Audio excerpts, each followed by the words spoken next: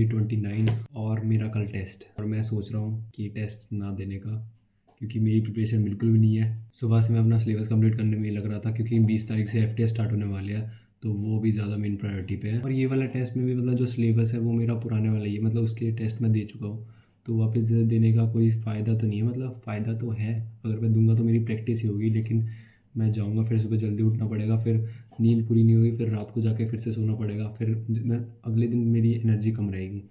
तो इसलिए मैं सोच रहा हूँ घर बैठ के अपना सिलेबस ही कंप्लीट कर लेता हूँ। वैसे भी 3-4 दिनों बाद तो फाइनल टेस्ट सीरीज स्टार्ट होने वाली है, तो वही दूंगा, और मैंने कोई प्रिपरेशन भी नहीं करी है टेस्ट की।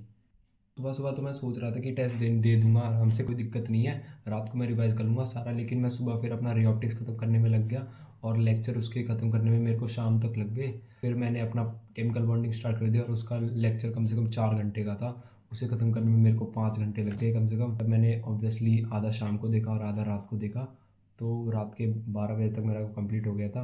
मतलब नोट्स भी बना रहा था मैं, तो इसलिए इतना ज़्यादा टाइम लग गया। फिर मैंने सोचा अब तो टाइम बचा नहीं है, मैं अब रिवाइज़ कर नहीं सकता इतनी जल्दी सारा, और फिर पूरी रात जगना भी पड़ता, तो स्लीप भी अच्छी तरह मिल नहीं पाती। तो मैंने सोचा let's drop this, we'll give the next test.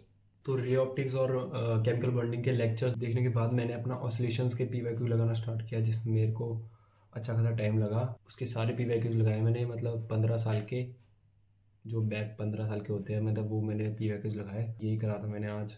काफ़ी कम है आई नो, मतलब बायो तो मैं 3-4 दिनों से पढ़ ही नहीं पा रहा बिल्कुल भी। मतलब फिजिक्स केमिस्ट्री में ही इतना चैप्टर्स मेरे बचे हैं, मतलब अब तो थोड़े कम बचे हैं, लेकिन तब भी बहुत सारा बचा है। तो बायो करने का दिमाग में ही नहीं आ रहा था। बायो टेस्ट सीरीज स्टार्ट हो रही है, तो किस तारीख को उसका पहला टेस्ट है, और उसमें मेरा प्लांट किंगडम, एनिमल किंगडम और लिविंग वर्ल्ड आ रहा है, तो मेरे को उनकी क्वेश्चन प्रैक्टिस स्टार्ट करनी पड़ेगी कल से।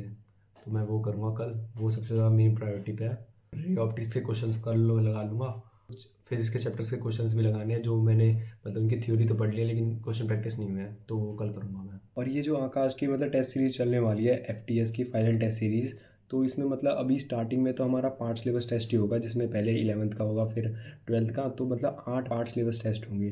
तो मैं सोच रहा हूँ जब तक 5 सिलेबस टेस्ट ही हमारे 15 अप्रैल तक चलेंगे, तो तब तक मैं फुल सिलेबस टेस्ट भी मुझे देने होंगे, तो वो भी बीच में देता रहूँगा, लेकिन दूँ कहाँ से ये मेरे को पता नहीं है अभी तक। तो आप मेरे को कमेंट्स में बताइएगा कि कोई टेस्ट सीरीज़ लेनी चाहिए या क्या करूँ मैं, या फ्री मॉक्स आते हैं वो भी दे सकता हूँ, सजेस्ट करो मेरे को कमेंट्स में। तो ये जो 5 सिलेबस टेस्ट है, इनके साथ साथ मेरा रिवीजन तो होता रहेगा, और बीच बीच में मैं मॉक टेस्ट भी दूंगा फुल सिलेबस वाले, क्योंकि वो सबसे ज़्यादा इंपॉर्टेंट है। क्योंकि नीट का टेस्ट कोई पार्ट सिलेबस तो होता नहीं है, उसमें तो सारा सिलेबस आएगा, 79 के 79 चैप्टर्स। और मतलब पिछली बार तो 98 चैप्टर्स थे, और जो 79 चैप्टर्स रह रहे हैं, तब भी पता नहीं सिलेबस इतना ज़्यादा क्यों लग रहा है, ख़त्म ही नहीं होके दे रहा। मतलब इतना ट्राई कर रहा हूँ तब भी ख़त्म ही नहीं होके दे रहा, और 20 मार्च ऑलमोस्ट आ ही गई है, जो मेरी डेडलाइन थी। अब पता नहीं होगा भी या नहीं होगा सिलेबस कंप्लीट। कल के लिए तो बहुत सारी चीज़ें करनी है, मतलब फिजिक्स भी करनी है, केमिस्ट्री भी करनी है, और बायो भी करनी है, तीनों सब्जेक्ट साथ मिलके चलने हैं अब से। तो कल करूँगा मैं ये सब, और मिलेंगे नेक्स्ट वीडियो में। Till then keep watching, keep smiling, पढ़ते रहो, बाय बाय।